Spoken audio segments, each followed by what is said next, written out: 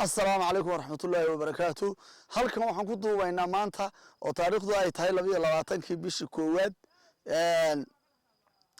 beertan taariikhdeedii iyo maaragtay waxyaabaha aanu meesha ka qabanay. beerta tan markii horeysay ana iibiyay xaqlaha beerta waxa weeyaan waxa iska leh gabadha la yiraahdo Odan Maxamed Cabdi. beerta arkaysan waxaan iibiyay iyadoo aan iska banaan oo aan biyo lahayn oo aan green house lahayn oo aan dhir lahayn oo aan waxba lahayn. markii aan iibiyay ka bacdi waxaanu bilownay biyaanu ka qodnay ceel baanu ka soo saaray ilaahay maadiya ka gaadhay ceelkii ceel biyo leh buu noo noqday uu noo fiicnaaday. markaa kadibna waxa weeyaan waanu beeray dhirtii baan dalagii baanu ku ridnay geed weyn baanu ku beeray geed weynka waa halka ka muuqta markii kadib green house ka saanu dhignay tamaandaynu ku ridnay kaabash baanu beeray waa halka ku yaala basal baanu beeray dalag fara badan baanu ku rido kala nooca ilaa galeydii halka hoose ku taalaanu ku beeray hadda fasalkii labaad baa la gaaray fasalkii labaad waa naga hadda wadna waaragta waa taa shaqaalu ku jiro qaybna dalagii waa ku ridnay oo ku jirta tubooyinka iyo wixii waa u xidhiidhinay qaybna haddeeraanu wadnaayo waa taa shaqaalu ku jira oo laga shaqeynayo oo la qodayaa oo hadda la diyaarinaya waxaan doonaynaa sarax fara badan inaan ku ridno insha Allah waxaan doonaynaa inaan ummadda u qabano oo aanu dalag u soo saaro oo magaalada wixii lagu cuni lahaa aanu soo saaro oo nooc walba leh qudradii oo nooc walba leh aanu soo saaro raashinka la cuni lahaa oo nooc walba leh aanu soo saaro biyihii waanu soo saaray dalagina haddeeraanu doonaynaa inaanu soo saaro macal warshadii biyaha oo meesaxada sameeynaysa baanu doonaynaa inaanu iyadana dhismaheedii waa ka socda oo halka ka socda wanaga wadna iyadana waxaanu doonaynaa inaanu iyadana aanu ka midhadhadhilno insha Allah oo aanu iyadana diyaarino anaga hawsheedii ku jirna warshadii biyaha oo meesaxada ay sameyn lahayd biyaha safaysan taana waanu ku hawl jiraa marka insha Allah dadaal fara badan baanu ku jiraa waxaanu doonaynaa inaanu meesha hawl isku dhameystiran aanu ka qabano waa sida dhirtan aanu meesha ku beero waxa ku hantay tamaandho kaabash badruul kaaroto baradho basal intaaba waanu ku guray waxaanu kala ku guray geed weyn fara badan oo saytuun leh oo muus leh oo liin leh oo de nooc walba leh baanu ku guray marka waxaan doonaynaa inaanu ka midhadhalino insha Allah hawsha waanu ku jiraa waan dhirtii geed weynka ayadoo dhan waa noo beerantahay dhirtii kalena waa noo beerantahay waxa soo dhan waanu ku guray waa wadnaa waxaanu rajaynaynaa oo qorshaha noogu jirta inaanu mar walba sii kordhino oo marba marka ka dambaysa aanu inta ka sii badino oo aanu marka dambe ilaanu heer fiican ka gaadhno aanu saa ku sii wadno waxaanu qorshaysanaa minka inaanu sarca nooc walba aanu beero oo aanu goorta meesha sarca nooc walba ka beero warshada biyahana inaanu ka gungaadhno iyadana aanu sameeyno horumar fiican inaanu meesha gaarsiino baanu noo qorshaysan bismillaahir rahmaanir rahiim magacaygu waa Sahal Cabdi Ibrahim maanta waxaan ugu soo booqday beertan Cali Aadan Daahir aad buu mahadsan yahay waxaan joognaa beertan tan oo ay leedahay Odan Maxamed Cabdi wakiilka ka yahay Saalax Maxamuud Daamur ana sidoo kale aan ka ahay farm manager-ka oo qaybta practical-ka lagu shaqeynayo ama si loo shaqeynayo beertan oo ah beer casri ah si casri ah loo beeray oo open farm-kiina leh oo drip irrigation iyo qaybtan oo aan joogno imika oo green house-kiya oo aragteen maanta nimcada ku taala tamaandhada soo dhashay sidoo kale beerta oo hadda xagga open farm-ka ah ee dibadda oo kaabashku go'ay oo diyaar yahay sidoo kale anigu waxaan ahay arday senior jaamacadda Sanaag imika barta cilmiga beeraha agriculture-ka waxaan markaa practice gareeyay ama aqoontaan baranayay ta ku dabaqay sidii dalka wax looga soo bixi lahaa markaa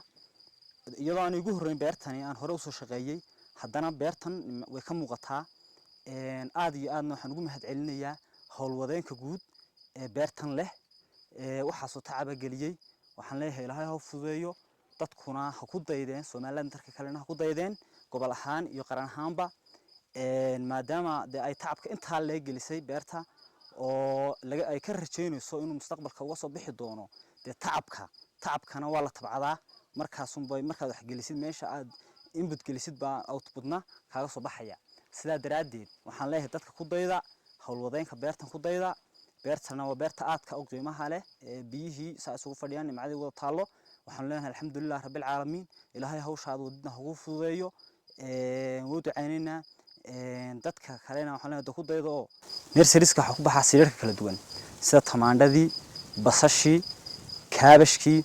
iyo sidoo kale iyo saladkii iyo basbaaskii marka imika waan ka naqaalay tamaandhada nursery-ga nagu soo xanaanayno halkan dheegan kaga yaala green house-ka baan ku soo xanaanayno ku soo beeray marka waan naqaalay waa ka maanta way dhashay waana la guray mar marka waana alxamdulilah qaybta kale waa obi fahamkii oo drip irrigation ku sina yaalo waxaan ugu talagalay imika waxaan ku shubnay karooto oo maanta laga shaqeeyay oo la dhigay inta kalena waxa ku taala basal qaybta xigtana waxa ku yaala kaabash xagga sii sheesana bolka ugu dambeeyana waxa ku yaala bahasha la dhaho kabsaro ها تعب كان وضنا إلى هاي هنلاقبته ونصير لما لابينا وحنوجو تلاقى لسانو قبل كسناج وجاها قبتري لحين حقي لو فين تلوكي وغردي لو سو وارد شري بقطع أيضو سكوف الله طب هذا في وحويين قبلكم سكوف الله بيرلي ذا كلامنا ده يكون ضيدان ها هرت قبلكم سايقتي عن كويه هاي باش لو بردبا بريق الصومالي دي وحلاقي بير شري بردبا قبل كسناج بلوري شري يكابتك كابتش واوين oo aad waaweyn oo ka caana ka gobolada kale ka baxa marka imikana ciid isma bedelin dhulkana isma bedelin laakiin se waxa la leeyahay dadkii sida fiican uga faa'iideysan lahaa effectiveness-ka ah uga faa'iideysan lahaa saadaradeed annagu waxaan doonaynaa bal dadka inaan hormuud u noqono dhinacyada ka eegino dhinaca casriga ka eegino iyadoo la eegayo dhinaca nafaqeynta biyaha lagu filaysiinayo dawooyinka iyo fungicideska iyo insecticideska iyo bactericidska loo isticmaalayo labelkeeda saxda ahayd baan doonaynaa inaan anaguna ku manage garayno dabadeedna noqono beer hormuuda habkan markaa irrigation systemku waliba drip irrigationku waa habka ugu fiican xagga marka laga eegayo wax biyeynta beeraha inagu faaru baynu isticmaalnaa kii saaqeedihii laakiin drip irrigationku wuxuu kaga fiican yahay weed controlkii weedku ka yareynayaa sidoo kale wuxuu ku sahlayaa nafaqadii inay geedka xididkiisa ku beeganto oo daloolka loogu talagalay halkan kale space-kan aad maraysaa oo iska qalalan yahay oo wax biyahi gaari maayaan marka biyihii badnaa lumayna ma lumayaan nafaqadii iyo biyihiiba uu ku ilaalinayaa drip irrigation-kuna wuxuu saas ku fiican yahay in la isticmaalo drip irrigation waa ka faro irrigation biyo badan ba ka lumaya nafaqadina uu ka meedhaya marka inta badan beeraha moodareenka lagu apply garayo lagu dabo waxaan joognaa magaalada madaxda degmada Cergaabo meel kamida xagga sare biyuhu ay ka yimaadaan ayaan joognaa waa beeraha magaalada madaxda degmada Cergaabo kamida waa beer dhawaan ceel laga qoday weeyeen ceelkaas oo laga qoday magaalada koonaheeda meelaha ay biyo ka yimaadaan ceelkaas oo ah ceel biyo macaan ceel quantity iyo quality leh dadka markaa caalamka joogay ee degmada Cergaabo dhashay waxaan u sheegaynaa dhulka sidaas wax looga qabsaday inaad sidaa wax uga qabsataan qof muwaadin dadkiina muwaadiniinta inaad dadka dhulka wax ka qabsataan baa loo baahan yahay qof mataqaana qurba jooga yimi ceel buu ka qotay ceelkii markuu ka qotay wax soo saar buu sameeyay waxaasoo ku beeray 500 qofna waa u shaqeeyaa magaaladuna way isticmaashaa qudradeeda magaalada la geeyaa gobolada kale qaarkood baa la geeyaa sidaa darteed waxaan u sheegaynaa dadkii wadankan ka tagay ee ka dhoofay inay u soo dhoofaan wax ka qabsadaan